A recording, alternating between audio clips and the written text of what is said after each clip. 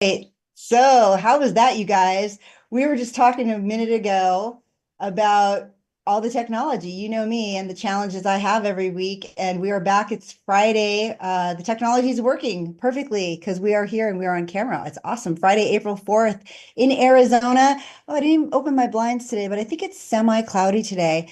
We had some downpours and we are waiting for our beautiful weather here in Arizona. 90 next week, they say. So some people are complaining already that it's too hot. And I'm just waiting for the sunshine to come back out because that's why I moved here. It was for the sunshine from Oregon. And so we are on American Perspective, you guys, with Patriot Mom007. That's me, Noél, and I want to welcome you back. We have a chat going, you guys. So if you're listening on Rumble or YouTube, Facebook, Live is up now. It took us a few weeks to get that back on, but it is rolling. So any of those channels or Kick, Twitch, DLive at Patriot_Mom007. You can find me there and come into our chat today. I'll do my best to answer you as we go. Robert's in the back, Chula Vista Live Data, helping as my producer, as always, doing a fantastic job. And so he may be chatting for me on some moments. We are definitely trying to integrate that for you guys because we want to talk to you. I do get a lot of notes after the show and trying to answer you back on YouTube and Rumble channels regularly. So I appreciate the comments and the feedback. They've all been very kind this last week. I think there's a couple that may not have been as kind. We always want to be kind to each other. I do say that that's so important these days. And I think that reminding ourselves and our friends that kindness towards others is something we want to exhibit these days under the current circumstances of America, right? We see what's happening, a lot of meanness going on and not kindness, right? And so I love the feedback. I welcome your feedback. Just let's keep it nice so I can keep the dialogue going. Because once I get the meanness too much, it's hard to keep talking to people who are continually mean. You know what I mean? So no pun intended. So let's get into today's news because it's been another super busy week in America. As always, we never know what's going to happen from day or minute to minute, I guess, at this point, second to second. If you watch anything on the cable network stations, there's press conferences galore. I highly recommend you pop on a lot of lives with President Trump throughout the week, sometimes once, twice, 3 times a day on Air Force One, in the Oval, the lawn. You just don't know where he's going to show up. But sure enough, he's working hard and nonstop, it seems like, because we have something right here that just happened this last week. President Trump pushing ahead with his America First agenda. Breaking news, Apple announced it's going to work with Foxconn to build a server factory in Texas by 2026. The company says it is now planning to invest $500 billion in the U.S. economy. The CEO of SoftBank pledging to invest $100 billion in the U.S. over the next 4 years. This is President Trump delivering on the promise he made to the American people on the campaign trail. The idea is come to America, build greatness in America, build for the American customers. Project Stargate. It's a joint venture between SoftBank, Oracle, and OpenAI, and they're going to create a data center that will eventually be expanded to other states. Shows people are listening to Mr. Trump's pitch to bring new industry to America. This is the latest pledge from a foreign business leader promising to spend big in the U.S. as a result of Trump's election victory. Founder of the property development company DeMac Properties is pledging the money. President Trump announcing $100 billion investment from Taiwan Semiconductor, bringing the company's total American investments to $165 billion. The most powerful AI chips in the world will be made right here in America. Things happen so quickly in the Trump world, right? It's 100 days. Right. It feels like it's 100 months. This is leadership. This is taking control of the problem for military, for everything, for industrial, for our economy. Even if it causes short-term pain, the reality is it is the right decision. NVIDIA says it will invest hundreds of billions of dollars over the next 4 years, part of the manufacturing renaissance under President Donald J. Trump. Furniture maker Prepack are shifting their operations from Canada to North Carolina. Johnson & Johnson says it will invest more than $55 billion in the U.S. over the next 4 years. Hyundai announced a $20 billion investment. With your leadership, Mr. President, Hyundai Motor Group is proud to be a stronger partner in America's industrial future. This is the automobile industry, and now those plants largely have stopped and they're moving them to our country. Honda, is building one of the biggest plants. The trade story is certainly picking up speed here and pushing more countries to make these bigger investments. It's another example of the Trump effect. GE Aerospace announcing a nearly $1 billion investment into American manufacturing. Eli Lilly announcing plans to expand its manufacturing here in the United States. $27 billion additional spend, bringing our total to more than $50 billion. The money's rolling in, and this is in the past 60 some odd days, Charles. These are deep-pocketed folks who want to have a relationship, and it's just smart moves. We are CMA CGM, one of the leaders in shipping and logistics around the world. Today, we are investing $20 billion. Foreign leaders from around the world, investors from Silicon Valley to Wall Street to Main Street have confidence again in our economy and our markets and in President Trump. The Trump effect this morning, a string of massive wins for American manufacturing. The numbers speak for themselves. Wisconsin-based Clarios is putting up $6 billion to expand its American operation. And what's driving these decisions? Well, President Trump's aggressive Made in America policies and his commitment to bringing industry back to American soil. This is exactly what Trump promised. America First is back. So that is right, you guys. America First is back. Promises made, promises kept. Our president is on his best game this time around. I mean, he was stellar last time, obviously, but with all the hindrances, he was only able to do so much. This time around, he was super prepared. And we are hearing more and more how actually he was preparing long before his win, which he obviously knew was going to happen because he over-prepared to the point of coming in so strong that in less than the first 100 days, we're at January, February, 60 days plus a few. We've got a few more to go to the 100. So gosh knows what's going to happen between now and then. He'll probably have everything worked out. The tariff thing will resolve itself. Everybody's so super worried about that right now. All I hear is all the crazy concern about this overcorrection, recession. There's no recession. Our prices are going down here in Arizona. We're down to $3.59 a gallon. Somebody up in north, one of our senators, Wendy Rogers, last week was up in the north part of Phoenix, and it was, I don't know, $2.95 or something like that for gas. Eggs are down about, I don't know, a couple $3, I think, right now from where they were a few months ago. And there's plenty to be had. So, in fact, they're using them real eggs at the Easter egg hunt at the White House for Easter in another couple weeks. So that is great. We have the supply is there. The prices are coming down. The complaints need to stop for sure. And everybody needs to just take a breath and let him work through at least 100 days before we criticize the man. I mean, my gosh, he's fixing 4 years of a wreck of a country. So Doge, of course, we always want to talk about them. They're going to be next today on our newsworthy list because, as always, Elon Musk, for all the criticism he's been getting, poor guy, just a businessman trying to make a living. He has been working really hard too with his crew, and they're finding, as always, more and more every single day. This is regarding USIP. It's the United States Institute of Peace. I've heard about it, didn't really know anything about it, but they receive $55 million in taxpayer congressional funds every year allocated to this group. And it looks like from what they're telling us now, this is right from Doge. So if you didn't know, you can find out what they're doing every single day. You can find them on Twitter. You can find them on, which is X, I guess now, and just look up the @DOGE, and you can see in real time what they post out for exactly what they're accomplishing. So the whole non-transparency argument that I keep hearing also is not a real thing. This is as transparent as you could possibly get without actually working in the department next to Elon next week. So prior management, they're letting us know they would sweep all the excess funds into this private account for an endowment, which is like a big slush fund, basically. And in the past 10 years, USIP has transferred, right? So now it's in this endowment account that they can do whatever non-discretionary funds, $13 million to private endowment, right? And that is used for private events, sounds like parties, and travel, which means probably travel to and from the parties.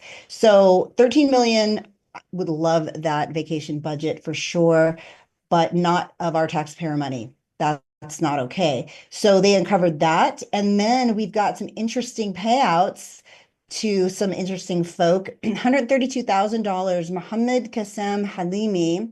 He's ex-Taliban, Uh, so, wasn't chief of protocol in Afghanistan. Now it says former chief, so I don't know if that qualifies him for our money, but anything with the word Taliban in the sentence next to the name, I suggest we do not give them any money. That would be my vote as a taxpayer. And I mean, who knows, funneling to his previous group, perhaps buying weapons. I don't know, but I'm sure that it's not money that we need to be giving out to other countries, leaders of foreign domestic terror or foreign terrorist organizations. $2.232.5 million to an outside accountant. I'm in the wrong business as a manicurist for 30 years. Clearly, accounting is the way to go at 2.2 million. He actually, and now get this, so we paid him, and then we found out he attempted to delete over 1 terabyte of accounting data, although it's been recovered. Thank you, Elon Musk, they're geniuses.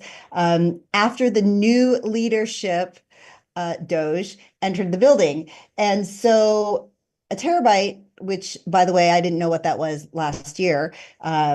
I'm learning about, again, technology, our friend. So a terabyte is a ton of information. Now you have all the devices where you get a terabyte, right? Or you can buy it at whatever, Apple or Google, you can buy your terabytes or 2 terabytes, which is so much information. And that's what they attempted to delete. By the way, it's 2025. If you guys didn't know, certainly the people at the $2.2 million salary range from the government contracts we're giving, technology is forever, right? You can't wipe anything, apparently. Hard drives live on. And so just note to self, don't bother deleting because Doge is finding it everywhere that you put it.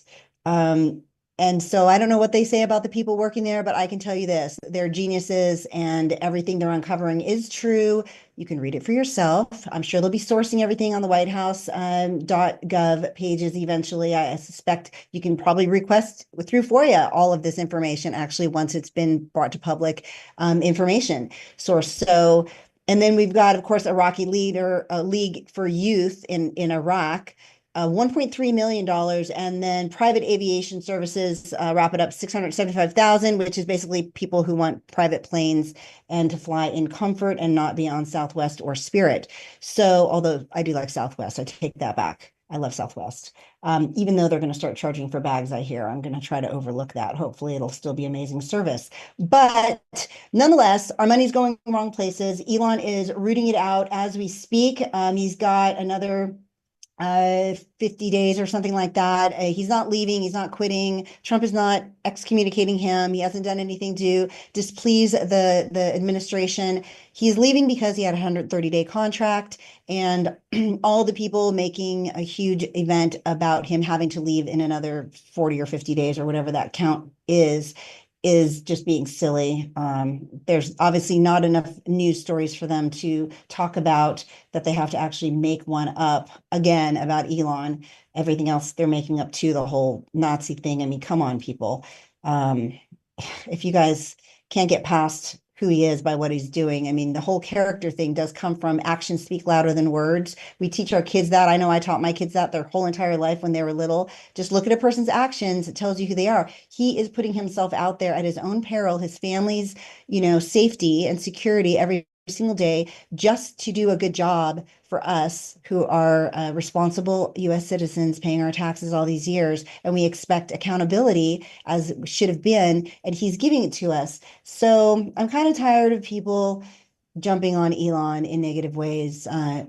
He's only trying to help, and he's doing a darn good job. So we look forward to another week next week of finding out what Doge uncovered. It's going to be more monumental stuff for sure, but we also have an amazing guest today, which was kind of a last minute ad. I usually announce last week who's coming on, didn't know, but thank heavens we know amazing people who know amazing people. And that's how this happened at the last minute. So Audra Morgan, she's going to join us today. And I knew her a little bit like peripherally last year when I was running Arizona Take Our Border Back and working with the team around the nation. She actually helped with some getting the information out for us for our February convoy event.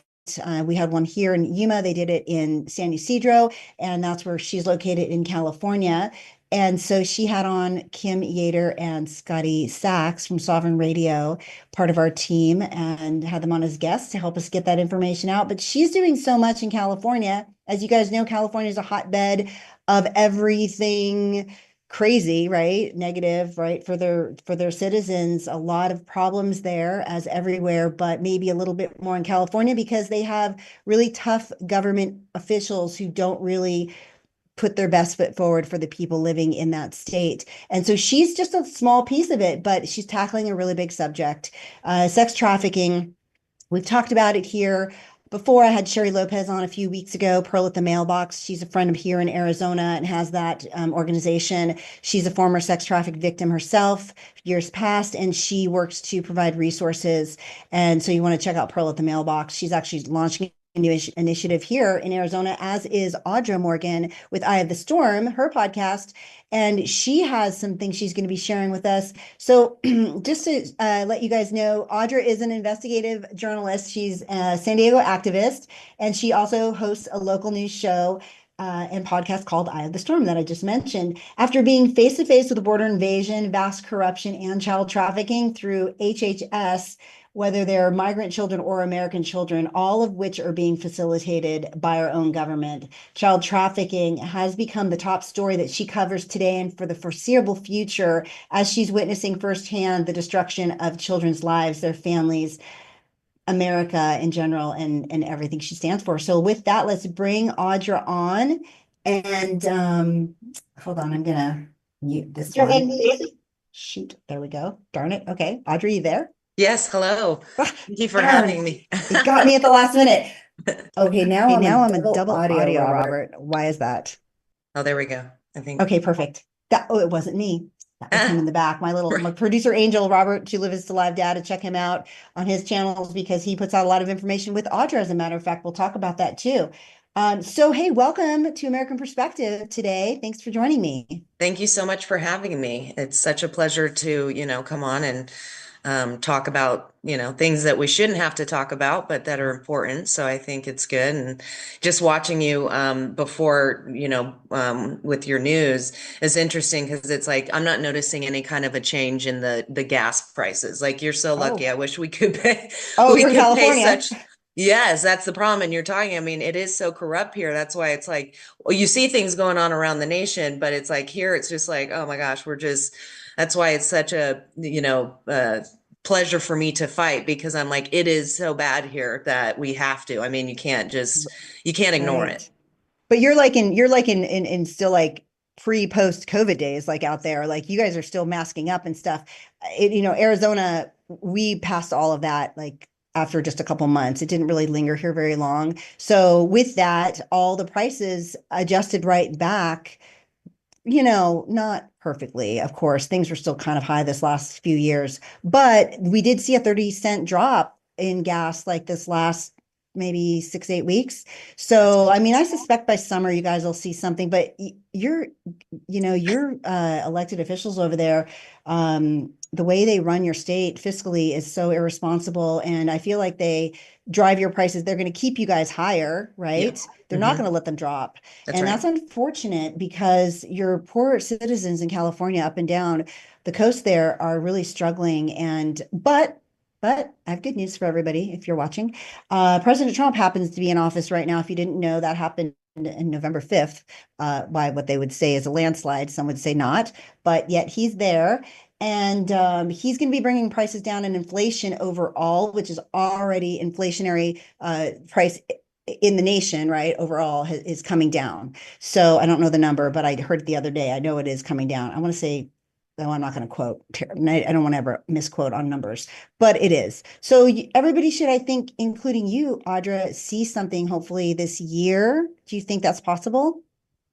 I mean, that's the hope. I'm sure that we will start to see it. I think the problem is that, the politicians are all racketeering. So they're all very, very corrupt, putting money into their pockets and their friends' pockets as far as any kind of crisis that's going on, whether it's the homelessness or, children, different things like that, like the sewer, Tijuana River Valley, where with the sewage. I mean, this is a problem that's been going on for 30 30 years. So Ooh, tell us about that. We don't hear about that over here. right. And that's the sad thing. I mean, this has been a problem that it's like they're starting to address it more. I mean, it's seemingly so. And I feel like they kind of probably do that during elections and whatnot. But I mean, it's almost as if they want to, they were talking about like testing people. We want to see if like how this has been affecting people. I'm thinking you need to be working with Mexico and making sure that they are doing their part, because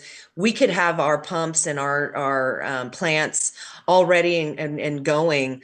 But if Mexico doesn't do something, those plants aren't going to be sustainable. It's not going to be able to withstand all of the sewage, like hundreds of millions of gallons of sewage on a daily basis. And instead of working with Mexico, they're more concerned about commerce and bringing in a new port of entry. So they don't really go and try and hold them accountable and say, we're not going to work with you until you fix this. And I think everybody's afraid to do that. They act like, it's not a possibility, but it is. And people are having severe health issues because of it. It's very sad to see. I mean, they were doing a lottery for air purifiers, and it's like, they spent a few $100,000 on it, and it's just sad to see that. I mean, you're not going to give it to everybody. It's more like a Band-Aid. It doesn't really do anything. I mean, these people have to keep their windows shut during the day, even if it's hot or something like that. I mean, they can't even breathe the air, and it's like cyanide poisoning and different things like that. So it's just sad that they're not, because it's all about money. And if you're staying in an emergency, that's where you can tend to get money and different things, but it doesn't really go to fixing it. I mean, I feel like that's what happened during COVID, was that, we were getting money for staying in an emergency, but there was no need to be in one at that point in time. So there's so much corruption that happens in San Diego. In fact, I'm working with a whistleblower to, bring forward a lot of this corruption that's going on with the campaign funds that are being distributed,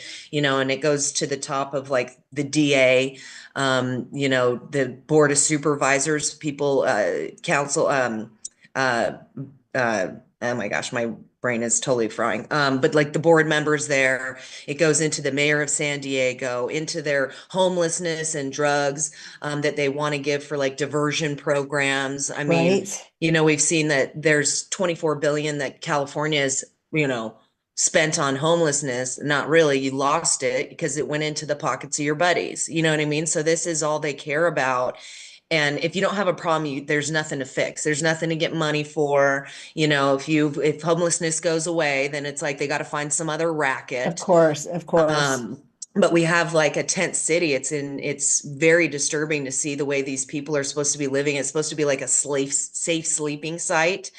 And there's rats the size of cats. The food that they give them is horrific. I mean, it looks like slop. It's nothing that would even be, healthy for them to eat. It makes them want to go be on the streets. Their tents are moldy. The bathroom, the conditions are just appalling and abhorrent. And these, NGOs will come in. That's a big problem too, is the NGOs that do all of these things for the government. They're also racketeering and putting money in their pockets, all while professing and claiming that they are providing an amazing service. And so this Dreams for Change that deals with these tent cities will come into like a city council meeting and present to them that, it's going great. And it's like, but if you talk to the people that live there, it is not, it is anything but. And it's just kind of like chaos in there. So it's just sad to see how much money gets spent on that when it really just goes down the toilet and into people's pockets who it shouldn't, and off the backs of people suffering. So. Well, that is the biggest problem we're seeing. Well, with Doge uncovering the massive corruption on national level, I mean, you guys there in California, it's like you are the poster child of the nation, really. And so unfortunately for you guys who are on the other side of this and who have common sense and live their lives normally and in a positive way, right, in all aspects, personally, you would expect your people who are running your country to do that as well, but they're so darn greedy over there and corrupt. It's hard to believe there's that many criminals in our official elected positions across the nation. But I guess the power corrupts. I mean, it seems like a weird phenomenon to me that, because listen, I'm sure they're all good people. I mean, I'm not a big fan of Jamie Raskin. I'm not a fan of Dan Goldman over there. I'm not a fan of, certainly not Nancy Pelosi, Adam Schiff. I mean, all of them actually I'm not a fan of. But I feel like at one point they must have been a decent person. They couldn't all have been just corrupt off the bat.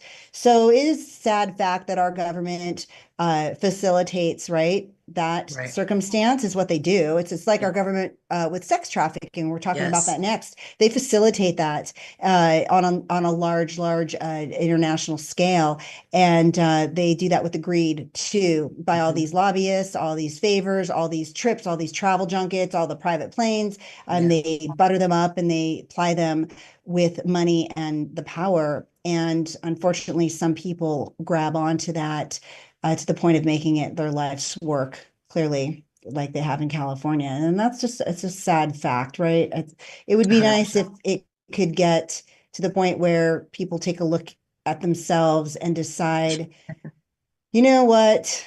Wait a minute. Like, I'm not really being a good person. I am being greedy. I have done all these criminal activities, all these insider trading things that nobody else gets the advantage of. And I do have lifelong gifts from the government coming for working here a few years, and maybe some humbleness, kindness. Again, I'll bring that up. Kindness is a really important word in 2025. Would go a long way with some of these individuals. So we can just hope and pray that they somehow find their way, right? Unfortunately, for the children in America and the world, that's not happening quick enough.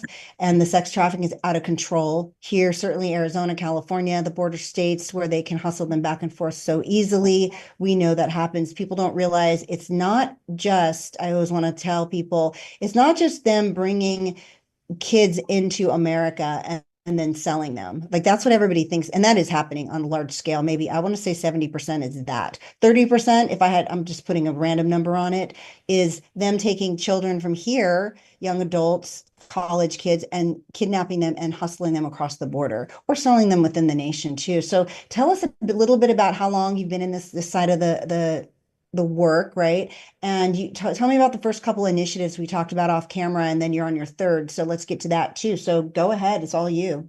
Yeah. So, just with my show, I mean, I had a radio show before, and so I've interviewed, parents that have been affected by CPS. So, I've been aware of it for quite some time, but then when getting really into the border and what was happening there, it really drew my attention, seeing all of the child documents, all of the child items, all of the unaccompanied alien children that, have come across the border, and, our government has lost, which, I mean, did they lose them? Is it willful? Yes, I believe so, because this too is a business. Like, this is all, everything that they do involves money, and whatever they can, do to get that money, they'll do it. It doesn't matter who it is, if it's an innocent child, an older adult, like even with the, nursing home type of things, those are scams and racketeering, the homelessness. And it's sad to see so many people suffering. And I saw the exploitation of the people coming across the border.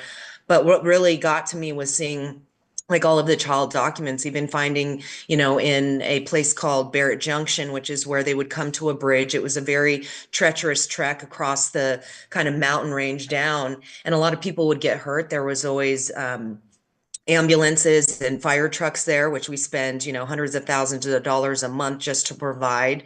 And, but it was such a bad hike down. And during the heat, people would be exhausted. They'd either have injuries or whatnot. But one day when I was there going, because I like to collect the documents and all of the things that I would find, because I find that's evidence and it tells a story of what's actually happened. And so I found a document from a family. It was a dad who had, which is still interesting, and I'm digging more into it, but he got a notary from New York for his children, his two daughters, to travel unaccompanied from El Salvador to Ecuador and back for like 4 days. And they had a hotel room and everything. And, his information was on there. And I'm thinking, like, this is weird that he even got this notary in New York. And why did I find these documents in the county of San Diego if these children were just supposed to be going from Ecuador to El Salvador and back? And so just those types of things were really, sad to me, and just curious. Like, I just was very, like, trying to understand, make it make sense, I would say. Right.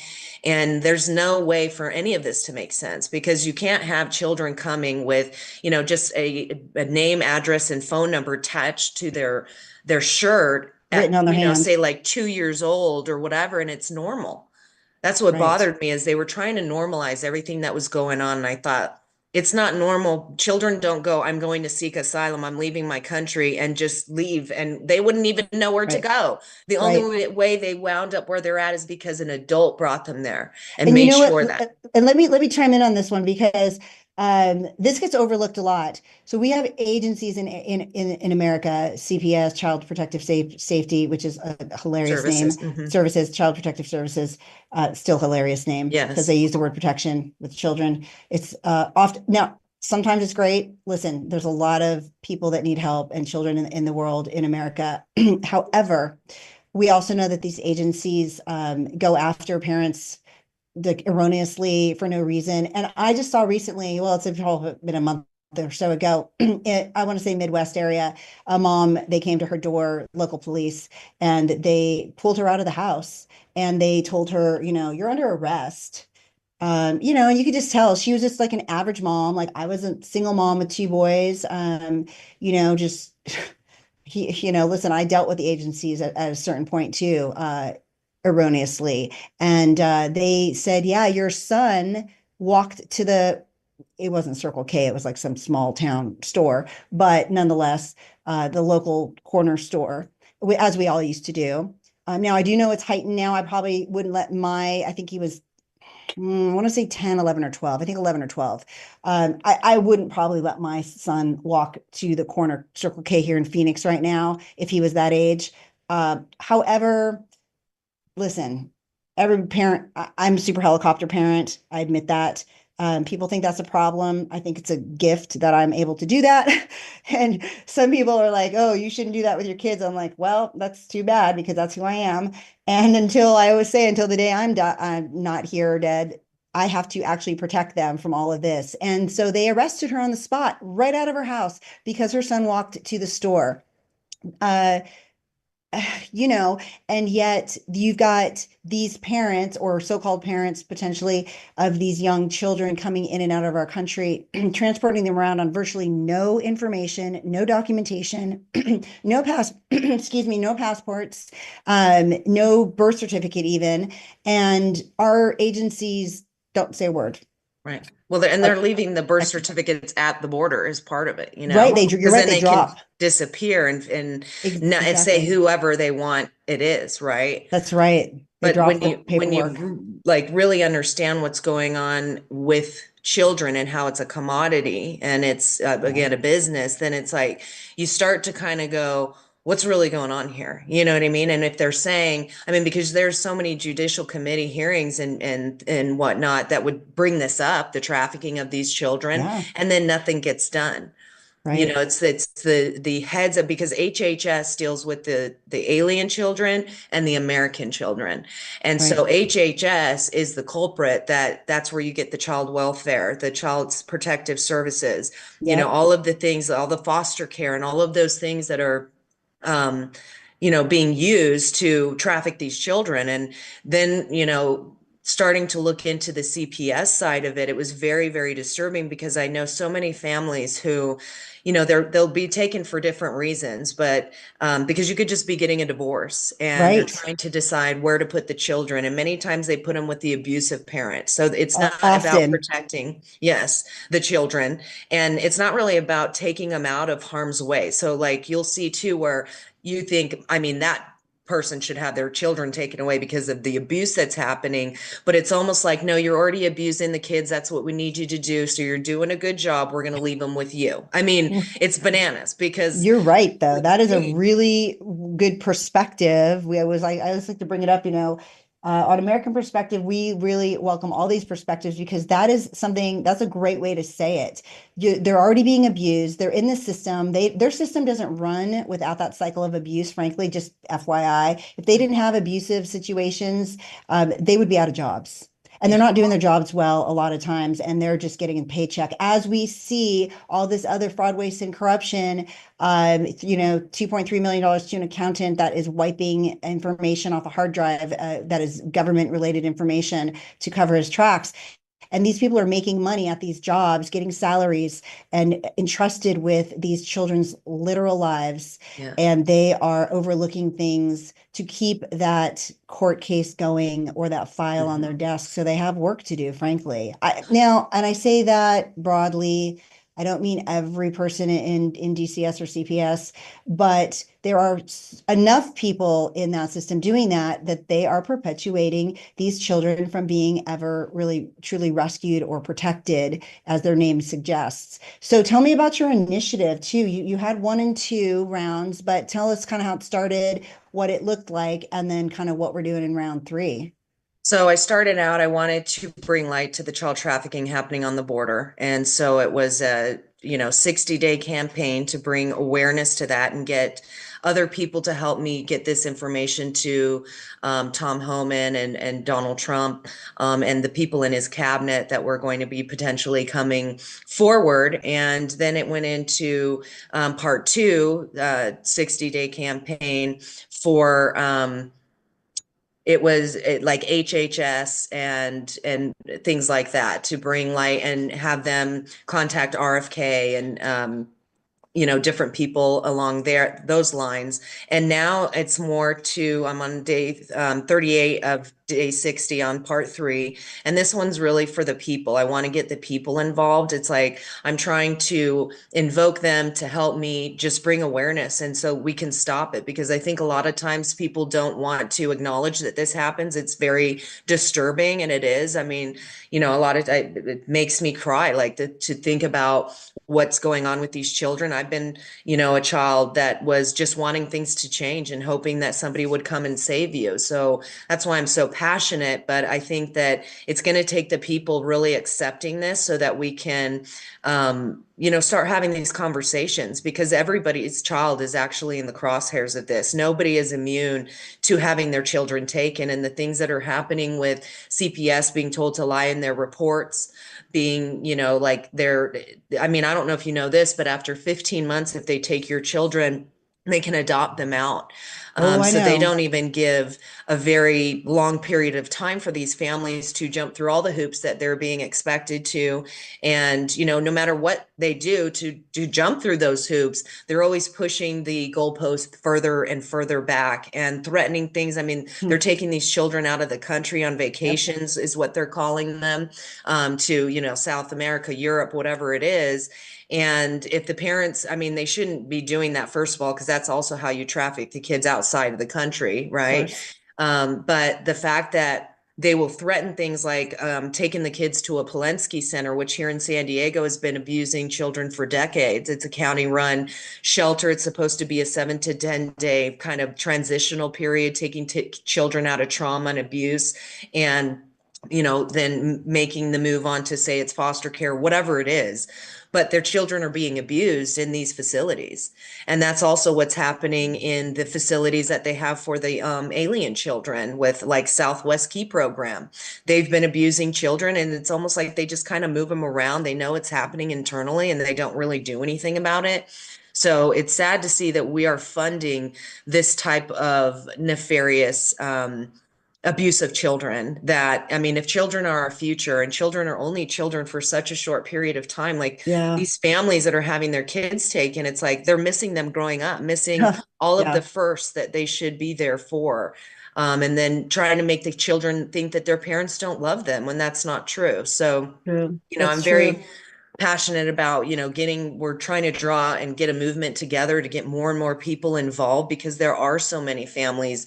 And I would say that the statistics of the CPS and how many kids have been taken away from their families is quite higher than you had mentioned, because this is happening on a daily basis, and there's judges, attorneys, guardian ad litems, the social workers, like all of these people are complicit in this and working together And many of them have children. And that's what's so sad is they don't put themselves in a position to say, what if that was me and I was fighting to get my kids back? That's And right. they'll punish parents for, exercising their First Amendment rights when they feel like they're kind of up against a wall and they're trying to do everything possible, but they want to bring light to it.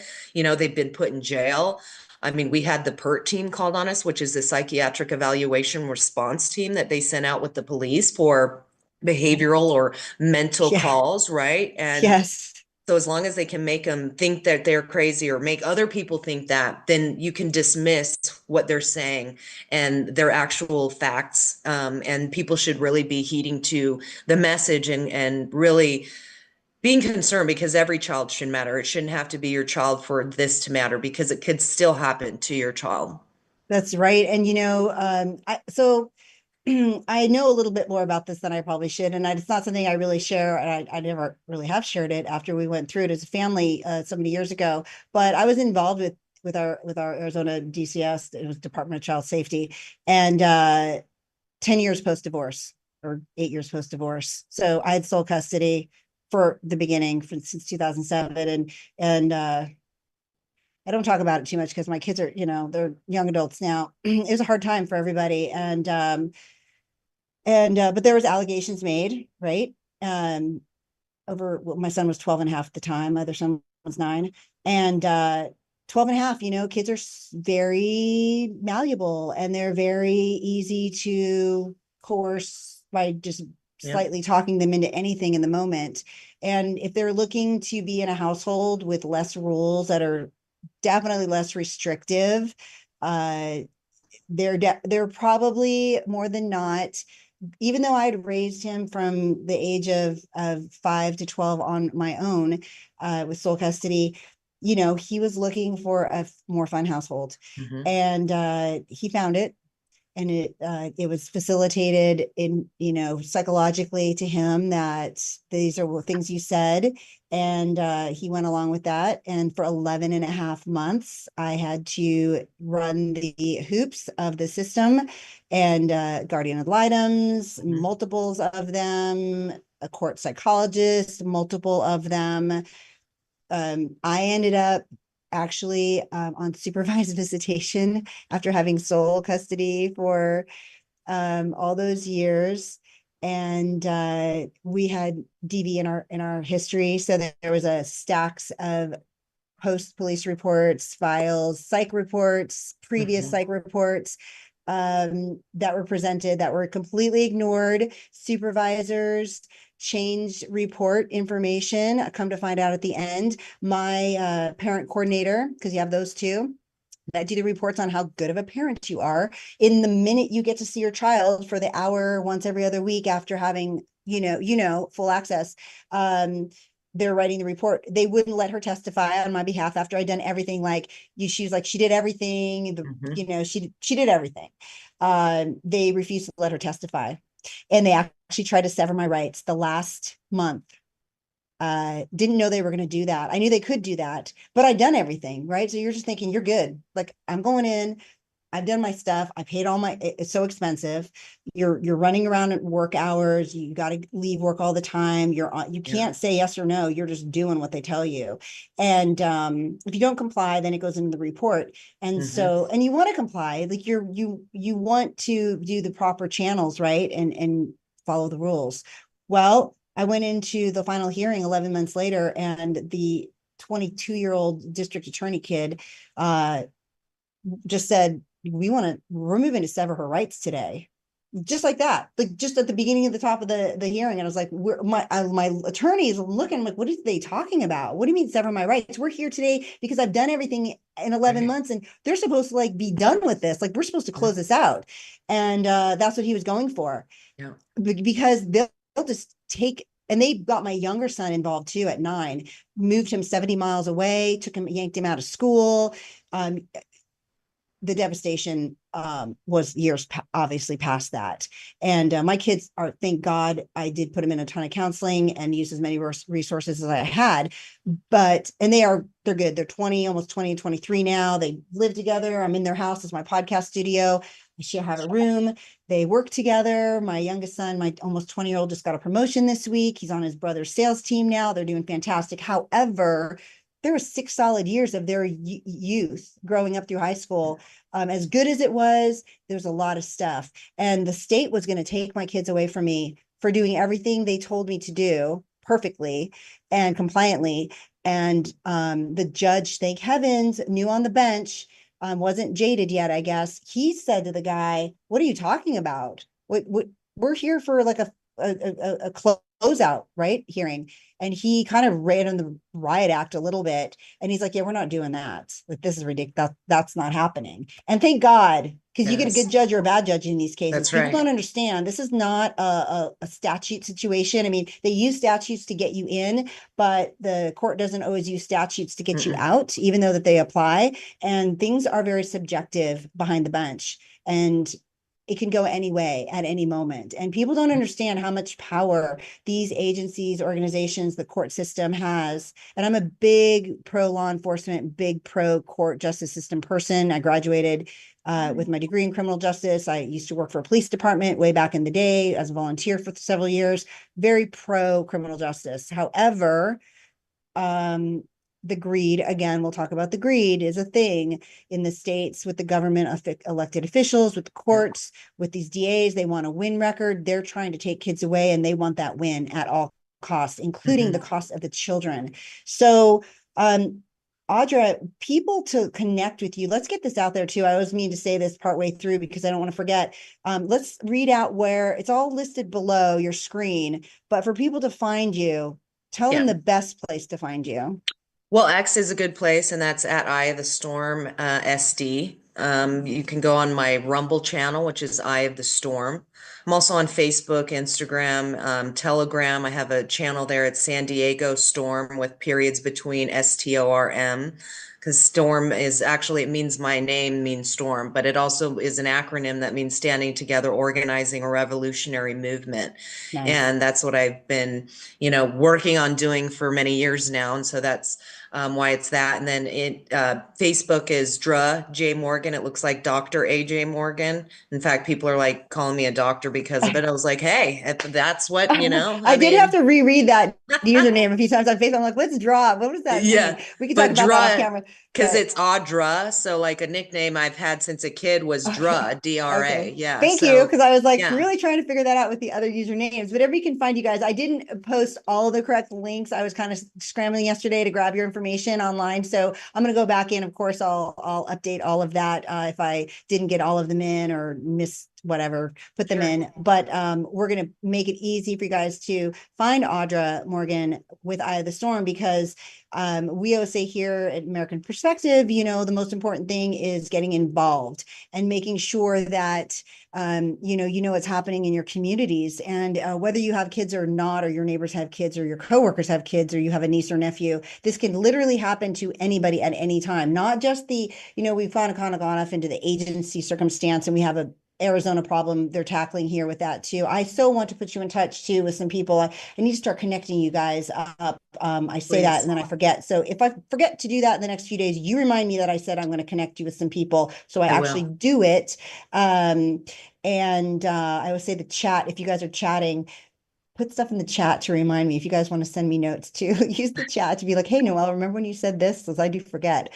And the older I get, the more I forget. So you have to get involved, but you also have to find the resources. Audra seems to be so dialed into California circumstances. The resources, I'm sure, are there. And it's really, you have to take it upon yourselves to understand what's happening. Yes, President Trump's in office. Yes, things are moving in a right direction. Yes, prices are coming down.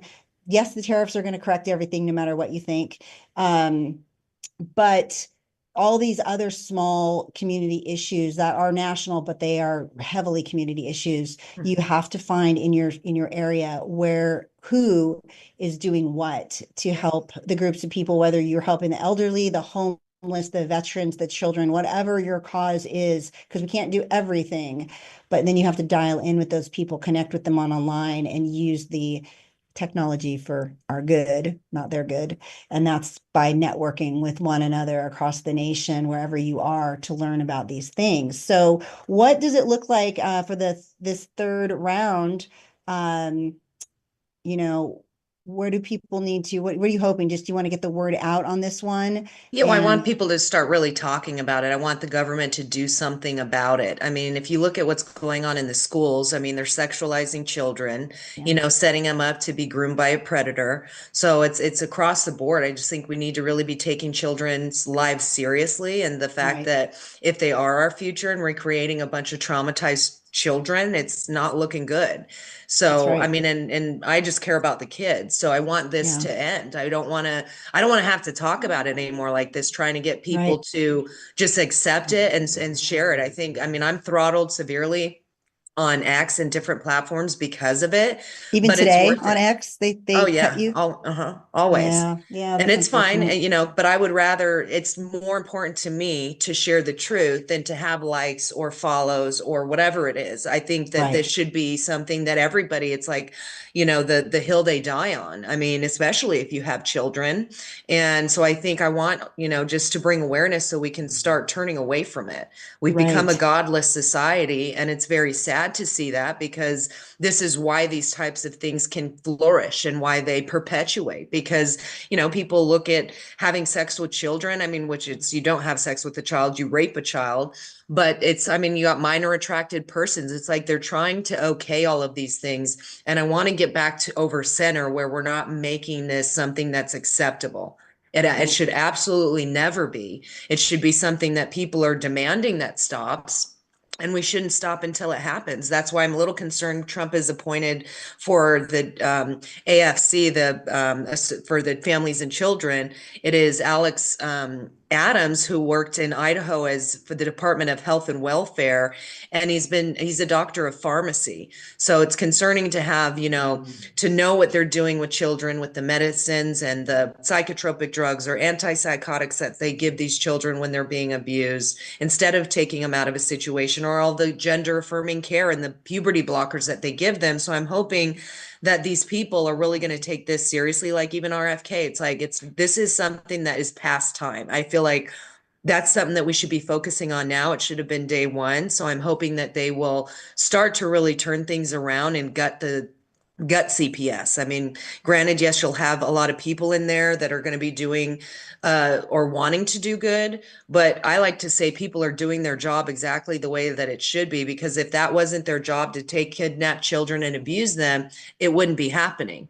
But that's why they weed out the people that are good and that are going to put up a fuss and ask questions. Why do you want me to lie in the report? Or absolutely, I won't do that. Okay, well, we don't need you. I'm going to find somebody else who will just shut up and do the job.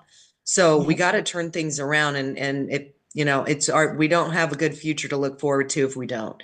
So true. So, I mean, that sums it up perfectly, as we really do have to get involved, and we do have to go to our elected officials as much as we think they may not be doing something, because they don't like to hear always, the worst ones don't like to hear from us at all. That's a fact. And so it makes them understand that they're having to be accountable. And the only way to make them accountable these days, we know they just are rogue, so many of them, and they just get away with murder because nobody.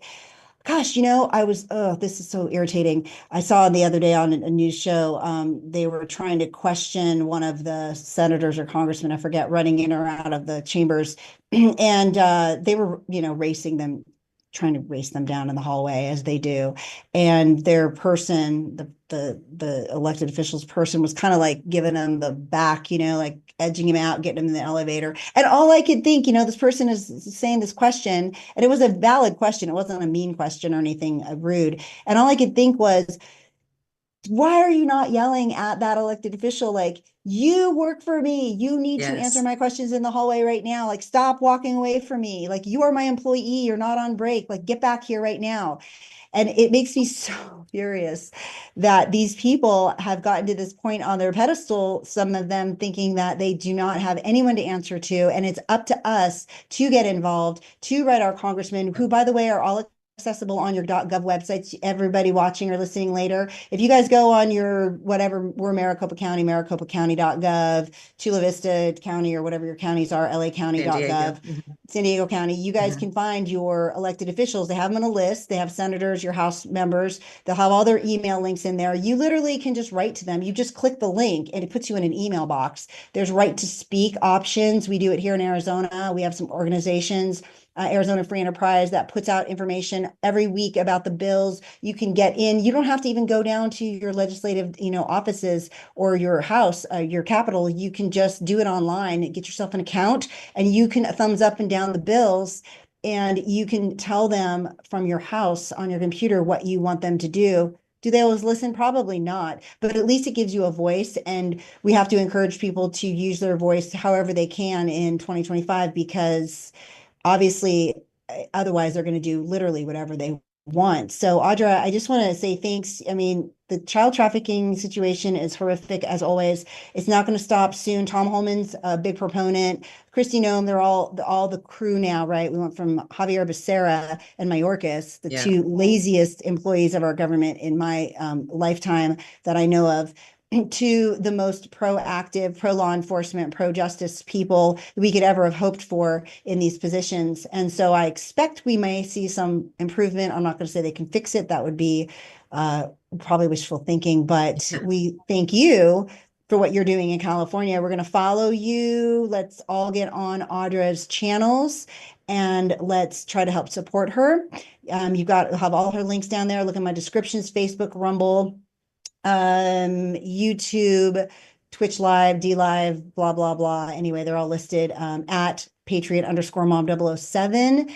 And let's try to engage sooner than later, because the kids' lives are at risk. That's right. If we ignore this anymore. So I'm going to invite you to, I've got a couple news. We went really long, actually. So I'm going to tell Robert cut number 7, by the way. I sent you a text in a chat. I don't know if you got it. We're not doing number 7 at all. But so you can take that right out. But we're going to do a couple news stories at the end to just recap the week. Hang out if you'd like. Catch me on one of the live channels. If not, you and I will obviously be connected forever now. Thank you, Robert, for doing that. They work together. You guys check out Chula Vista Live Data. We have Arizona Live Data now. San Diego Live Data. Yeah, that's usually where I'm going. Yeah. Yep, with Audra. And you guys can find out what she's up to. You can find out what my producer Robert's doing to help everybody else get their messaging out there, and all that he does in California also with his board of supervisors, his city councils, his school board meetings. I mean, this is just so much information happening in America. It takes a village to put it out. And I don't mean the ones at CNN, because their village is corrupted. So, well, as they would say, Fox News is too, and maybe that's to a certain extent true, since a Democrat owns that station the last few years. So I'm not sure exactly how, that's running, but I think some things are more true than others. CNN, MSNBC, certainly they don't cover it properly, or wholly, actually, maybe just not wholly, not properly, but they don't give you the whole story, just the segment that they want you to hear. So yeah, Audra, let's connect. Let me know how I can help you. You have any announcements you want to make? You have any events you're doing? Any things coming up? You let me know. You can pop on if you want. We'll put out posts for you, of course, anytime. Wonderful. Thank you so much. Thank you for being on last minute, for sure. So you guys, we want to thank Audra Morgan, Eye of the Storm. You can find her Eye of the Storm, X, Instagram. You're going to want to look at the description. Some of the usernames have, characters in them, like periods at Storm.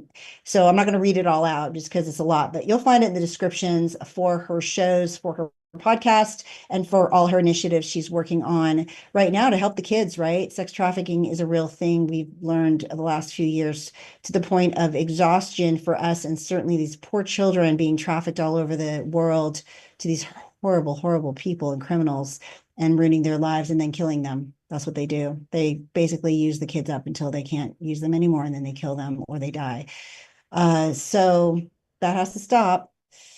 And hopefully we all need to work like, that Audra is, and get involved. This is great. Me giving the information is great, but we also have to do things on the ground, right? Grassroots stuff in your community. So let's see where we're going to go with this. We've got a few more minutes left, trying to be mindful. And I did want to go over some more happenings. We're going to skip darn it. I guess, can we skip number 3, Robert? I know I'm going to do this to you last minute. Let's just go to Doge and Elon. Number 4, we'll start with. Is that possible? Do I have you on there? Let's see. Perfect. Here we go. This guy's busted.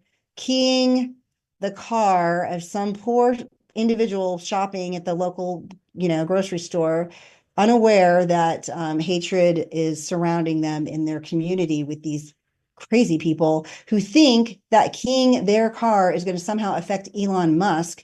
He already made the bottom line gross on that sale. And this guy got busted though. And this guy is a girl, just saying. He's, I think, trans, and we're not saying anything's wrong with that, other than the fact that it does seem like a lot of people in the trans community oftentimes are on these videos, either shooting up a school, unfortunately, or involved in other acts of negativity towards others in the community. I don't know if it is a psychological issue. I think it's a holistic thing. It all needs to be dealt with. But if you're keying somebody's car, no matter where you stand in society, that's a crime still in America. It's called vandalism. And that guy's going to jail. They're busting everybody. Let's see the next one, Robert. Number 5. Look at these guys. This just happened. Is overseas. Look at, they're at a Tesla dealership. There's some sound. We can play the sound. Look. When you hear the sound of them spray painting, I want to give them props for ingenuity with the equipment. Spray paint that in a hose style. I mean, they had to put some money into those little props. But I don't know that Elon owns this Tesla dealership. I mean, I don't think he owns every dealership in America, by the way. I don't know who thought that was a thing, but there's dealership owners, right? That this is private property. This is somebody's business that they pay into. Do you know how expensive it is for them to have to erase paint off the entire front facing of their building? I hope they get caught. They're on camera.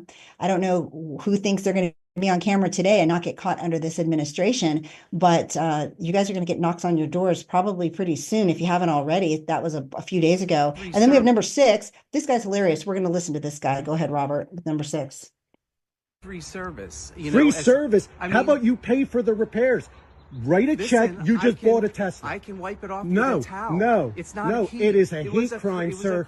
It is a hate crime.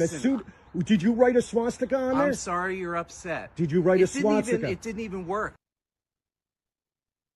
It didn't even work.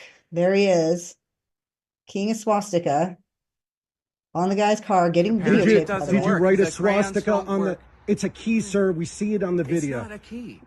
Is it a swastika? I was probably putting my keys in my pocket. Is it a swastika? Have you looked at your car? Is there a key mark? Yes.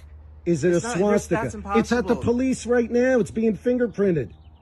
What do you mean it's being fingerprinted? Because they're trying to track you down. Thankfully, Facebook tracked you down. So your business, your freaking livelihood, everything now. Because you chose to write so to tell Facebook that you're sorry for writing a swastika on a Tesla. Listen, I said, yeah, I'm sorry. For what? And I apologize. For what? I have nothing against your car, and I have nothing against you. So why would you write a swastika on a Tesla? Obviously, I have something against Elon Musk, but that's not the so way Elon to Musk show my... owns that car? Because No, it was he bought owns and the paid company. for. It was bought and paid for a long time That's ago. why it's misguided, and obviously, I did not intend to do this. All right, sir. we're going to wait for the... Wow. So he's apologizing for getting caught, probably. He's apologizing generically because he doesn't want to apologize for his specific deed that was illegal. Also, vandalism. A swastika, by the way, is not representative of Elon Musk.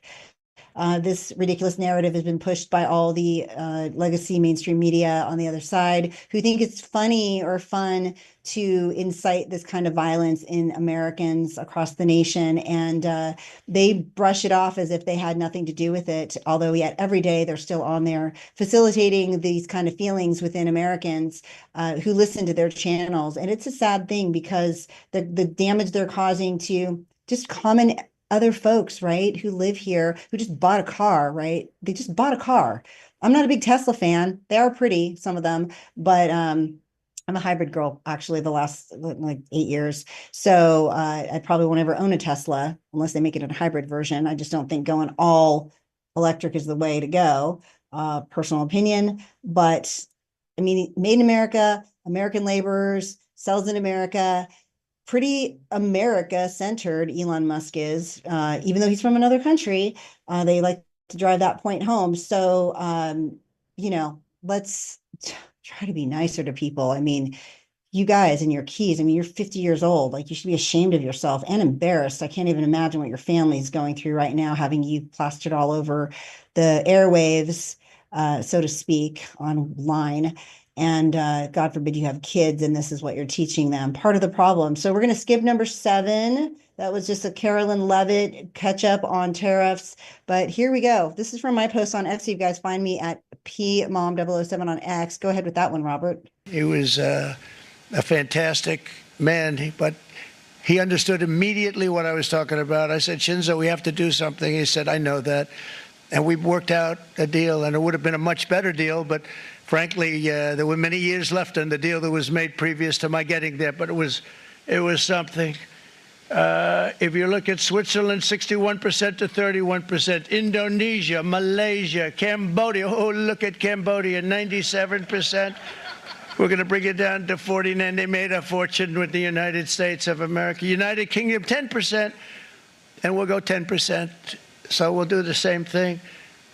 South Africa, 60%, 30%, and they've got some bad things going on in South Africa. You know, we're paying them billions of dollars, and we cut the funding because a lot of bad things are happening in South Africa. The fake news ought to be looking at it. They don't want to report it. Brazil, 10%, 10%. Bangladesh is 74%. So you see what's going on. Pakistan, 58%. Sri Lanka, 88%. So what we're doing is we're taking not the full, we could take the full 88%. Thanks a lot. He's doing a very good job. How's he doing? All right. So go ahead. We'll stop it there on that one. I actually did this video myself yesterday. I taped it when he was on the garden lawn, and I didn't cut it for Robert. So just wanted to go over some of these numbers because what he was going to say, or maybe I don't know if he explained this completely, is that although all major countries charge a high tariff on American goods, what Trump is doing is he's actually just giving them equal treatment. Everybody says he's coming after them. He's this trade war he's creating, but he's not warring with them. He's just saying, look, what's good for the goose is good for the gander here, right? Like, America should be at least equal to, if not better. And he's not even making us better or even whole. He's actually giving them still a discount. And if they drop their tariffs, fair is fair, then we'll drop ours. I don't see how that's a problem for anybody. I mean, if you're at work and there was inequity going on, wouldn't you go to somebody and be like, hey, this is not okay. We're in the same peer position. Like, we're a country, you're a country. This should be equal, even Steven. And the fact that they're ripping us off and our consumer, providers, they can barely afford things because of the tariffs that they're charged in other countries that kills their industries here in America. I don't know. Can't we just make it better for Americans for a change and just have that be the thing and not have it be an international incident? Why? I don't understand. I mean, listen to this. He did mention this. I'm just going to go over a couple of these because the stark ones, I mean, Serbia gives us a 74% tax. Why is Serbia taxing us 74% on anything? We're only at 37%. So Trump is not even fully equalizing us. He's bringing us up to a better number that we're going to get more reciprocity back in our trading and our goods. So that's all I'm going to say about that. I was going to go over more, but we ran long with Audra, so I'm being, again, mindful of the time. And thank you guys for joining me at your lunchtime if you're on today, or if you listen later at Patriot_Mom007 on all the channels, Facebook, Instagram, Rumble, YouTube, and on X, it's PMom007. You'll hear all this later to catch up what we like to do every week. Thank you, Carolyn Levitt. Our press secretary is amazing. A lot of people say bad things about her. I cannot imagine why. I haven't figured that out yet. All I know is she gives us this amazing MAGA Minute wrap-up every single week, and we're going to go into it because I am way over time, darn it, trying to keep it up. Hey guys, it's a beautiful day here at the White House. It's been another great week. Let's go through all of the historic actions that President Trump took this week to help you, the American people. Companies like Hyundai, Rolls-Royce, and Schneider Electric announced billions of dollars in new investments into the United States to create jobs for hardworking Americans. The president signed a proclamation levying 25% tariffs on foreign automobile imports, encouraging companies to build vehicles right here in the United States of America. The White House recognized the bravery and service of Medal of Honor recipients in the White House on Medal of Honor Day. The president welcomed some of the country's strongest and most intelligent women to the White House to celebrate Women's History Month. And the president signed an executive order to make D.C. safe and beautiful once again. And the Trump administration executed a very successful operation to apprehend a top MS-13 ringleader just 30 minutes outside of our nation's capital. Every day, because of this president, America is safer. We'll see you for next week's MAGA Minute. That's right. Thank you, Carolyn Levitt. She's at press secretary on X, and you can always go to the at White House to find out what they're doing there at the White House. They have an update. You can actually, guess what? They actually on their website, I found it yesterday, they actually I don't know where this goes, but they have a QR code. It puts you at a 202 DC number in the office at the White House. I'm sure somebody's getting these calls or text. You can actually send them a direct text right to President Trump. It says, "Hi, Mr. President," as their subject line. And you can write in there. I'm sure staffers sitting there, working through these. I mean, you guys, he is so accessible at this point. Not only is he accessible, but he's doing things for so many different groups of people, bringing Hyundai, Rolls-Royce, all the foreign companies, the cars back. The 25% tariff on the foreign autos seems to be working. These are all tactics, obviously. It's called a takeaway clause, if you didn't know. He's a master at that, apparently, because every time he does it and uses it is to our advantage, and people just pretty much fold immediately. The MS-13 stuff, he's rounding them up. They're prosecuting between Tom Homan with ICE and Kristi Noem. I feel like we're on a safer track. So we're really lucky that they are working in this way for us and our safety and security, because it's to this point, the last 4 years has been the opposite. So unsafe that people are getting killed constantly or too often. Maybe you would say not constantly. Gosh, Noel, that's such an overstatement. But I don't know, 5 Americans a year, is that too many to get killed by an illegal alien who should not have been here, who've been deported, who's got gang ties or murder raps in their home country, or rape or sex trafficking crimes or drug slinging crimes on their rap sheets? I mean, what is enough is too much. What is too much? One is too much. One lost American life is too much. And we need to rein that back in as quickly and comprehensively as possible, right? So Gitmo, yes, all in favor. El Salvador, send them back for sure. Any country who's willing to take them that he can manage that with, I say go for it. We need them out of our country as quickly as possible so our communities, our children, our women can be safer. I have to lock my door the minute I get in if I'm certain place in Phoenix. I mean, that's weird that you can't just get in your car, or at the gas station. You have to stand with your back against the car door and watch your surroundings because of the carjackers at the gas stations. I mean, come on, that's not normal.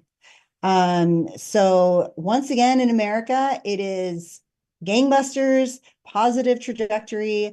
All cylinders are firing from President Trump's administration and all his workers he's brought in who are working for us now. And so we just want to say, look ahead, look forward. Try not to get into the negativity that you hear others talk about, and source your stories. I tell you things. I try to give you sources. Usually, I mean, some of them I post without, but you know what I mean. Like, you can find sources online. They're there. You just need to look for them, whether it's education about things like sex trafficking, you can get with Audra Morgan, Eye of the Storm, or Pearl at the Mailbox with Sherry Lopez here in Arizona. There's so many organizations that try to help the children. Find one, plug in, get online, register for newsletters, get their updates, see how you can work to help them and yourself make it a better community for everybody. I hope you guys will follow me if you liked my content, if you like the show. If you have suggestions and good positive feedback, you can always chat with me. I do try to answer everybody, and I appreciate the comments most of the time. And we'll continue to look for them and give me some good feedback. I mean, somebody told me last week, "Noel, you're terrible. You talk over your guest." And I thought, I really try hard not to do that. But hopefully today I did it less. So I'm going to send them a link and maybe they'll watch it and see if I improved. Like, honestly, I just want to make it good for you guys to watch. And of course, we want to always thank Robert, Chula Vista Live Dad. I mentioned him earlier. He works in the back. He is there. This was a smooth sailing show, Robert, by the way. Thank you, thank you, thank you. I always thank him profusely because you don't know what he does for me on the front side. And today was actually sitting down, turning on stuff, couple sound checks. Boom, Audra came on. We had a show and now we're wrapping up. It's like that. Perfect. Honestly. Thank you, Robert. But find him, Arizona Live Data, Chula Vista Live Data, San Diego Live Data. I need to start adding those onto my descriptions, but you can find them all at Patriot_Mom007 on my channels. And just always remember, please get educated and get involved in your town, your city, your state. And of course, your country, most of all, needs you. We can't all serve in the military and serve our country in that way, but there are other ways you can do that and do it before you're past the point of being able to be involved. Like when you're at your point where your kids are good, they're raised, you have some time on your hands, you can devote back to the community. If you don't know what is happening in your community with the challenges it's facing, whether it's board of supervisors, whether it's election integrity, whether it's the border, it still has problems, even though it's closed for the most part. We have residual issues that have been happening for the last 4 years that we're still taking care of, i.e. sex trafficking, human trafficking in general. You know, if you don't get involved, you don't know what's happening, you can't help to correct anything within your area. And that only improves for your family, your friends, your kids, your neighbors, and ultimately your community. And that's what we're here to do, is make it a best community as possible. Things will be so much better if we all work towards that one goal. And if you guys go to my channels, check out my descriptions, you can get the guest website there and all the information, resources that you might need. So you also can help make a difference too. I thank you guys for watching American Perspective today with Patriot Mom007. It's Friday, April 4th. We'll be back next week on the 11th. I think I'm having, let me tell you who I'm having. I think I might be having, oh, give me a second.